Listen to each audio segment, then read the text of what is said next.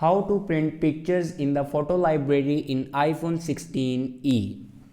So let's start the video. First of all, open photo library and then open a photo you want to print. Now here you can see the share icon. Now click on this button and then scroll down, and here you can see the option print. Now click on print and then click on printer. Now first of all, install any wireless printer. After installing a printer, then you can see here your printer.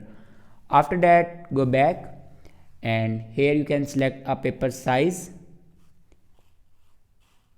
and how many copies you want to print.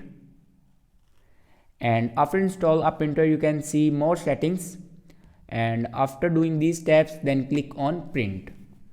So this is the way to print pictures in the photo library in iPhone 16e. I hope this video is helpful for you. Thanks for watching.